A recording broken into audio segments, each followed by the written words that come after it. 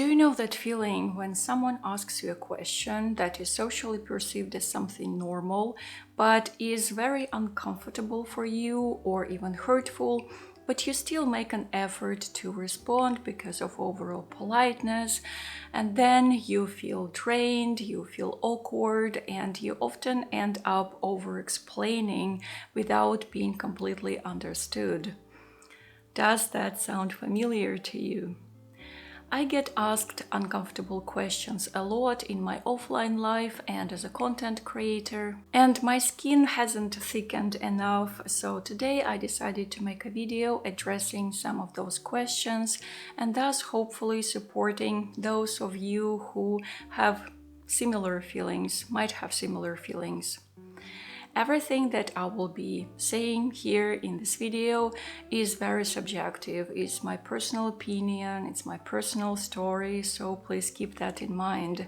We all have different stories, and I hope you will enjoy it and find it entertaining or thought-provoking. So, the first question is: are you planning to have kids? There are so many variations to this question, such as, are you child-free or childless? Are you planning adoption? Have you ever thought of IVF? Aren't you sad for not becoming a mom? Aren't you afraid to be left alone at the end of your life? And many, many more. On this channel, I got quite a few requests from other women to address the not having children topic. And as a woman in your early 30s, 40s already, oh my god, and without kids, I know so well how upsetting these discussions can be. I've watched tons of videos on YouTube about being child-free with all sorts of opinions that I'm not going to voice in this video.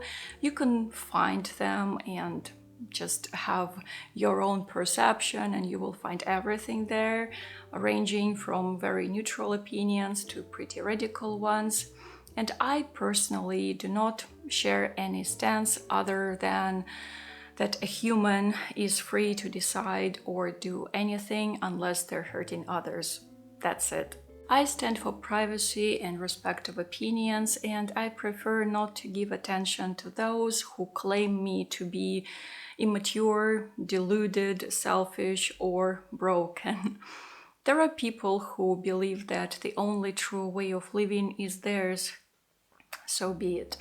For me personally, the reasoning for not having children is very complex, and it cannot be boiled down to something like just because I don't want to be a mom. And I overall find that this question is utterly insulting for women because it can trigger some traumas, even hidden traumas and memories, and it is affecting the mental balance that is so hard to build and to maintain. There have been moments in my life when I wanted kids, there were moments in my life when I didn't want kids, and I am where I am now, and that's it. This is the situation. And what upsets me is people saying, oh, don't give up, you still have children, have you ever thought of adoption, everything will be okay. But what if it's not going to be okay? I think there's still not enough discussion about genetics, about postpartum depression, about unreliability of partners, about poverty after all. This is so much more complex than a lot of people say. I have a real bouquet of reasons of why I'm here without kids, and it's very, very personal. And I believe that the most honest and true conversations about this can be held only among those who have similar complicated stories. Only then. So, what do I respond to this question? I just shrug shoulders like this. Because this is the only way, and yes, I might seem impolite or something, but I don't want to compromise my mental health, and I do not want to over-explain my whole life.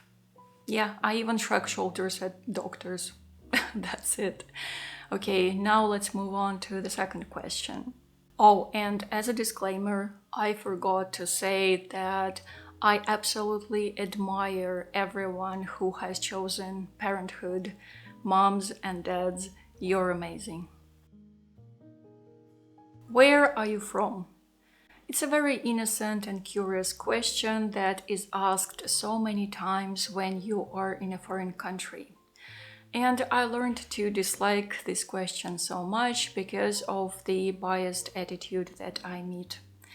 Even before the war, when I was asked this and I would respond that I'm from Siberia, I immediately got a ton of stereotypes and biased opinions that I had to address quite unwillingly.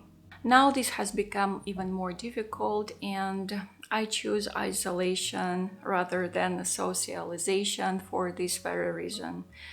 I just don't want to awkwardly explain. I just don't want to deal with it, and I know that it's not the healthiest approach, but I'm honest with you here, and I'm thin-skinned, and this fact is unlikely to change anytime soon or ever.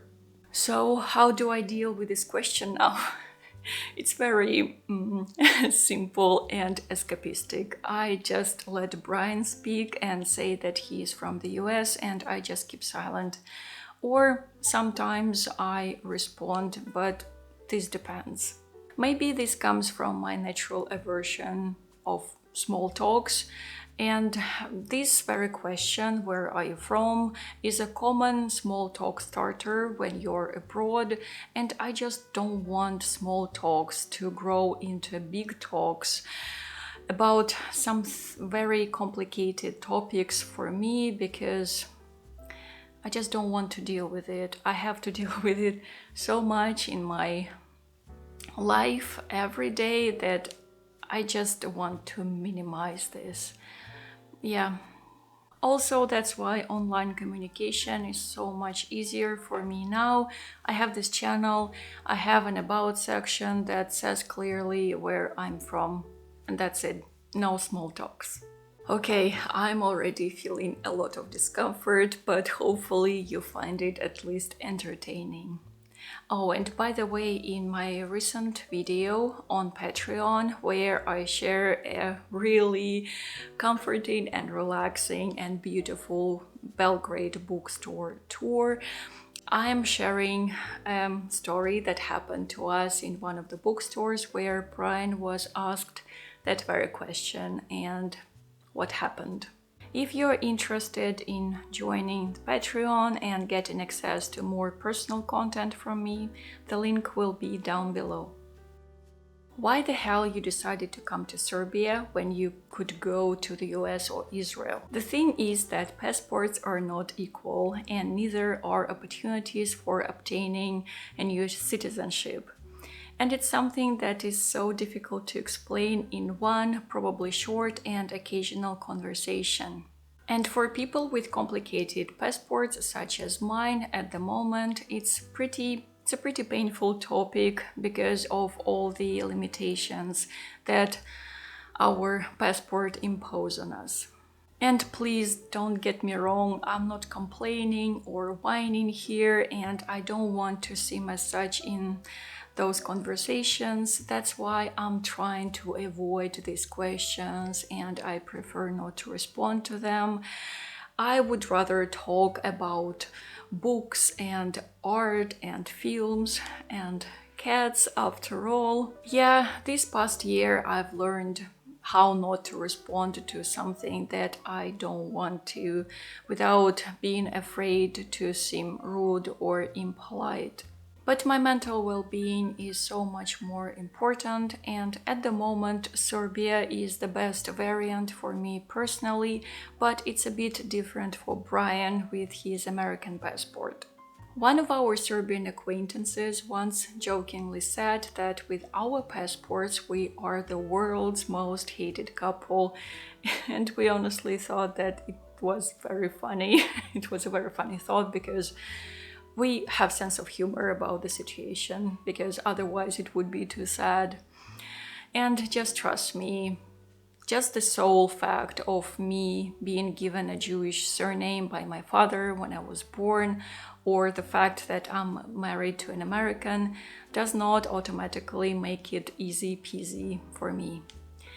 So, what do I respond when I'm asked this question? I say that at the moment it's the best variant for us, and we are using this opportunity to see places that otherwise we would never be able to see. And by the way, it's absolutely true.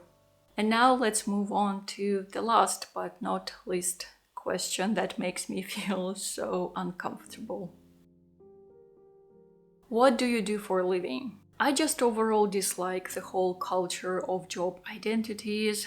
I've never had a business card in my life, and the most disturbing accounts that I've ever had are the ones that you usually have on job searching websites. I used to have a profession, but now it's gone. It has been taken by geopolitics and the rise of AI, and currently I'm a content creator. That's what I do for a living. And I hate to address this question in my offline life, because when people ask that and I tell them that I'm a content creator, their opinions most often, but not always, fall into either of the two baskets. The first one is, oh, she must be making a ton of money for nothing. And the second one is, why does she even call it a job? So stupid. Yeah, I have to deal with that, and it's not pleasant. Yes, I feel very insecure about this issue, and to tell you the truth, at the moment I'm dreaming of having a real job, at least part-time, when I know that I would make an exact sum of money weekly or monthly, and I will proportionally invest my time and my skills into that, and I think it's fair. At the moment, I completely rely on my audience's support, rare sponsorships, and YouTube algorithms. And of course, I'm thankful for having this opportunity to make money in this very difficult global situation, and I never take it for granted. But the situation is like it is. So, what do I respond to this question when I'm asked it? Offline, I just respond that I work online, and that's it. I don't like to develop the topic at all. I remember one particular lesson from my school years. Our English language teacher explained to us which questions were considered very rude and inappropriate in Western countries that seemed a completely different world to me back in the 90s. According to Elena Borisovna, was the name of my teacher, one could never ask anything related to religion and money. Back then, and I was 14 or 15, I thought that it was so stupid because these are such interesting topics to discuss, and I still think so. Because sharing opinions and experiences can be outstanding, eye-opening, educating, and inspiring. We just need to ditch biases, stereotypes, and self-righteousness for that.